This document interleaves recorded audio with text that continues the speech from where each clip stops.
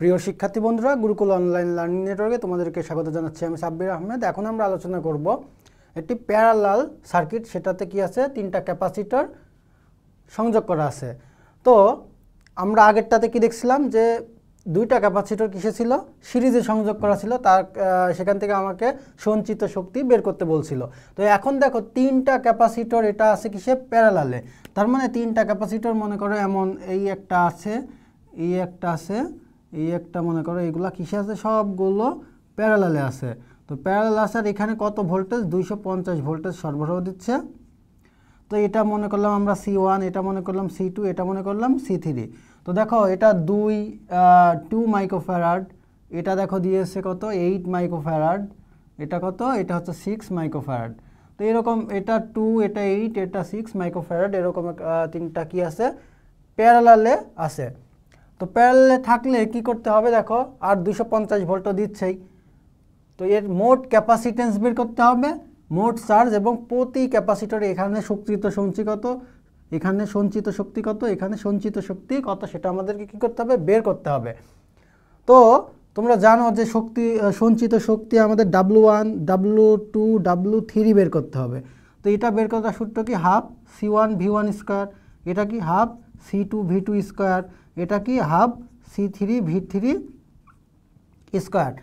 তো এখানে C1 এর মানগুলো তো আমরা জানি, এখানে C2 এর মানটা আমরা জানি, এখানে C3 এর মানটা জানি, V1।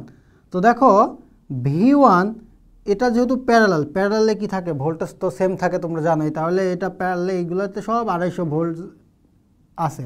তো আমরা কিন্তু সঞ্চিত শক্তি সহজে এখান থেকে বের করতে পারছি। আচ্ছা, আর মোট ক্যাপাসিটেন্স কত, তো এটার মোট ক্যাপাসিটেন্স কত সেটা আমাকে বের করতে হবে। তো সেটা কি, সিপি। আমি বলছিলাম কি, সিরিজ থাকলে মোট যখন বলবে তখন সিএস বের করবা, আর যখন প্যারালাল হবে তখন সেটাকে বলবা সিপি, প্যারালাল সার্কিটের সমতুল্য ক্যাপাসিটেন্স। তো এটাতে কি বলছিলাম যে প্যারালাল থাকলে এগুলো সরাসরি আমরা যোগ করে দিব। তাহলে C1 যোগ C2 যোগ C3, তো এটা যোগ করলে কত হয়, দেখো 2 + 8 + 6 ইকুয়াল 16 মাইক্রোফ্যারাড। তো দেখো আমরা এটার কিন্তু এই যে প্রথমটা মোট ক্যাপাসিটেন্স কত সেটা পেয়ে গেলাম। আর মোট চার্জ কত, এই সার্কিটের মোট চার্জ হচ্ছে, এটা হচ্ছে কত, কিউ। তো কিউ যাচ্ছে, এই কিউটা যদি আমরা বের করতে চাই তাহলে কিউ সমান আমরা জানি কি, সিভি, কিউ সমান জানি কি, সিভি। তাহলে সিপিভি, তো সিপি কত এখানে 16, এটা এটা আমরা কি করতে পারি, মাইক্রোফ্যারাডটাকে আমরা যদি উঠাই দিই তাহলে 10⁻6 ফ্যারাড। তাহলে কি আসছে, 16 × 10⁻6 ফ্যারাড মাল্টিপ্লাই, আর ভি কত দেওয়া আছে, ভি দেখো দেওয়া আছে 250। তাহলে এখানে তুমি লিখে রাখতে পারো C1 সমান 2 মাইক্রোফ্যারাড, C2 সমান 8 মাইক্রোফ্যারাড, C3 সমান 6 মাইক্রোফ্যারাড, ভোল্টেজ দেওয়া আছে 250 ভোল্ট। আমাদের W1 সমান বের করতে হবে, W2 সমান বের করতে হবে, W3 সমান বের করতে হবে, তারপরে সিপি বের করতে হবে, আর কি বের করতে হবে, কিউ সমান কত সেটা বের করতে হবে। তো আমরা কিন্তু সিপি দেখো বের করে অলরেডি ফেলছি। তারপরে কিউ সমান কি হবে, তাহলে এই যে সিভি, কিউ সমান সিভি, তাহলে সিটা কত এটা বের করে গুণ করলাম, সাথে এই যে ভিটা কিন্তু গুণ করে দিলাম। তাহলে এটা গুণ করলে কত আসে, চলো দেখি। 16 × 10⁻6 × 250, এটা আমার দেখো আসছে 4 × 10⁻³ কুলম্ব। তো চার্জের একক কি, কুলম্ব, এখানে দিয়ে দিলাম। তো আমরা পেয়ে গেলাম। তো দেখো আমরা কিন্তু চার্জ পেয়ে গেলাম, এটাই আমাদের কি ছিল, মোট চার্জ। এবার আমরা বলছি প্রতি ক্যাপাসিটরে সঞ্চিত শক্তি। তো এখানে W1 আমরা বের করব, W2 বের করব, W3 বের করব। তো এটা আমরা এখানে লিখি। তো W1 বের করব এখন। তাহলে W1 সমান কি জানি, হাফ C1 V1 স্কোয়ার। তো W হচ্ছে হাফ মাল্টিপ্লাই C1 কত, C1 দেখো এই যে 2 মাল্টিপ্লাই 10⁻6 ফ্যারাড, এটা হচ্ছে 8 × 10⁻6 ফ্যারাড, এটা 6 × 10⁻6 ফ্যারাড। তাহলে এটা কি লিখবো, 2 মাল্টিপ্লাই 10⁻6, আর V1 কত, V1 কিন্তু এটা যেহেতু প্যারালাল সেহেতু এখানেও V1ও যা, এখানে V1 সমান V2 সমান V3। তাহলে V1 কত পাচ্ছি, 250। তাহলে এটা যদি আমরা করি তাহলে কি হয়, 2 মাল্টিপ্লাই 10⁻6 মাল্টিপ্লাই 250 এটাকে কি করব 2 দিয়ে ভাগ করব, ভাগ করলে দেখো আমরা পাচ্ছি 2.5 মাল্টিপ্লাই 10 ইনভার্স 4, এটা কি জুল। তো এত জুল কি হচ্ছে শক্তি সঞ্চিত হচ্ছে এখানে। তারপর W2 যখন বের করব তাহলে W2তে আমরা কি করতে পারি, W2তে আমরা W2 সমান কি লিখতে পারি হাফ C2 V2 স্কয়ার।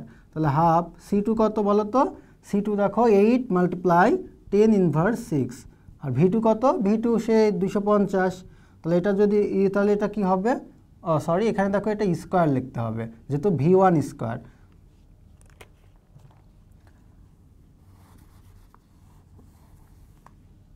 তাহলে ওটাকে কিন্তু আমার স্কয়ার দিতে অবশ্যই ভুলবে না তোমরা। 2 ইন্টু 10 ইনভার্স 6 ইন্টু 250 স্কয়ার, এটাকে ভাগ 2। তাহলে আমরা পাচ্ছি 0.0625 জুল। তাহলে এই জুল শক্তি কি হচ্ছে সঞ্চিত হচ্ছে এই W এখানে এই C1 ক্যাপাসিটরে। তারপর W2 যখন বের করবো তাহলে কি হবে হাফ C2 V2 স্কয়ার। তাহলে হাফ C2 কত, C2 দেখো 8 মাল্টিপ্লাই 10 ইনভার্স 6, আর V2 কত, V2 250 স্কয়ার। তো এটা কত আসে 8 multiply 10 inverse 6 multiply 250 square equal divided by 2। তো আমরা এটা পাচ্ছি 0.25 জুল। তারপর আমরা যখন W3 বের করবো তাহলে কি হবে হাফ C3 V3 স্কয়ার। তাহলে হাফ C3 কত দেখো, C3 হচ্ছে 6 মাল্টিপ্লাই 10 ইনভার্স 6, V3 কত 250 স্কয়ার। তো এটা করলে কত হয় 6 multiply 10 inverse 6 multiply 250 square divided by 2, এটা আসে দেখো 0.1875 জুল। তো দেখো আমরা কিন্তু প্রত্যেকটা ক্যাপাসিটরে সঞ্চিত শক্তি কিন্তু পেয়ে গেছি। এই যে W1 মানে C1 ক্যাপাসিটরে সঞ্চিত শক্তি 0.0625 জুল, তারপরে তোমার হচ্ছে এটাতে সঞ্চিত শক্তি 0.25 জুল, তারপরে এই যে এটাতে W3 মানে C3 ক্যাপাসিটরে সঞ্চিত শক্তি কত 0.1875 জুল। তো তারপরে আমরা কি বের করতে পারছি, মোট ক্যাপাসিটেন্স বের করতে পারছি, তারপরে কিউ পাচ্ছি। তো দেখো এখানে এখন যদি বলতো যে এখানে চার্জ কত, এখানে চার্জ কত, এখানে চার্জ কত, তো সেটা কিন্তু আমাদেরকে বের করতে হতো। তো সেটা কেমন করে আমরা বের করতাম, তো ওই যে আমাদের যে কারেন্ট ডিভাইডার রুল ওই অনুযায়ী আমরা কিন্তু বের করতে পারি। অথবা আমরা জানি দেখো এই যে কিউ সমান কি, দেখো কিউ সমান হচ্ছে CV, তাহলে Q1 সমান C1 V1। তো Q1 যখন আমরা বের করব তখন কি করতে হবে C1 দিয়ে V1কে গুণ করব। তাহলে এই C1 আমরা জানি, এখানকার V1ও জানি, সেটা গুণ করলেই কিন্তু আমরা Q1 পাচ্ছি। C1 এর মান কত এখানে তাহলে আমরা বসাই দিই। C1 দেখো এখানে দেওয়া আছে হচ্ছে 2 মাল্টিপ্লাই 10 ইনভার্স 6, আর V1 কত, V1 তো আমরা জানি 250, যেহেতু এইগুলো সব জায়গায় কি ভোল্টেজ সমান, তাহলে এটা গুণ করলে আমরা কি পাবো Q1 পাবো। তো চলো গুণ করি, 2 মাল্টিপ্লাই 10 ইনভার্স 6 মাল্টিপ্লাই 250, এটা দেখো আমরা পাচ্ছি 5 ইন্টু 10 ইনভার্স 4, এটা চার্জের একক কি কুলম্ব। তো আমরা Q1 এখানে C1 এ চার্জ কত, এই যে 5 ইন্টু 10 ইনভার্স 4 কুলম্ব। তারপরে আমরা কি বের করতে পারবো, আমরা হচ্ছে Q2 বের করতে পারবো। তো Q2 কি করব, আচ্ছা আমরা Q2 বের করি, Q2 এদিকে বের করি। তো Q2 সমান C2 V2, তাহলে C2 কত দেখো, C2 এর মান হচ্ছে 8 মাল্টিপ্লাই 10 ইনভার্স 6, আর V2 কত 250। তো এটা গুণ করলে কিন্তু আমরা পেয়ে যাচ্ছি। তো 8 মাল্টিপ্লাই 10 ইনভার্স 6 মাল্টিপ্লাই 250, তো এটাকে দেখো আমরা করলে কি পাচ্ছি 2 মাল্টিপ্লাই 10 ইনভার্স 3 কুলম্ব। আবার Q3 যদি করি তাহলে কি হবে C3 V3, তাহলে C3 এর মান কত দেখো, C3 এর মান হচ্ছে 6 মাল্টিপ্লাই 10 ইনভার্স 6, আর V3 এর মান তো 250। তাহলে এটা যদি আমরা গুণ করি তাহলে আমরা Q3 পেয়ে যাব 6 মাল্টিপ্লাই 10 ইনভার্স 6 মাল্টিপ্লাই 250।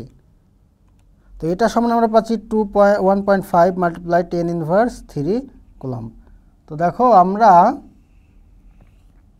তো দেখো আমরা এখানে যেহেতু এই মোট চার্জ, তো এই যে মোট চার্জটা কই, এই যে মোট চার্জ আমরা বের করছি। তো এই মোট চার্জ থেকে আবার আমরা এদিকে Q1 আসছে, এদিকে Q2 আসছে, এদিকে Q3 আসছে। যেহেতু প্যারালাল সার্কিট, আর প্যারালাল সার্কিটে চার্জ কী হয়, প্রতিটা শাখা আলাদা আলাদা হয়। তো আলাদা হলে কত হয় সেটা কিন্তু আমরা এই যে সিভির সূত্র দিয়ে কিন্তু প্রতিটা শাখার আমরা চার্জ কিন্তু বের করে ফেললাম। তো এই যে এটা হচ্ছে Q1 এর চার্জ, এটা Q2 চার্জ, এটা হচ্ছে Q3 চার্জ।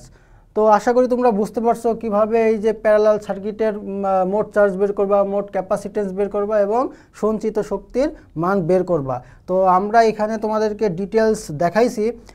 তো এখানে যদি তোমাদের কোনো সমস্যা থাকে বুঝতে, আমাদেরকে কমেন্ট করে জানিয়ে দাও যে আমরা এখানে বুঝতে পারিনি। আমরা চেষ্টা করব তোমাদের ওই জায়গাটা আমরা ক্লিয়ার করে দেওয়ার জন্য।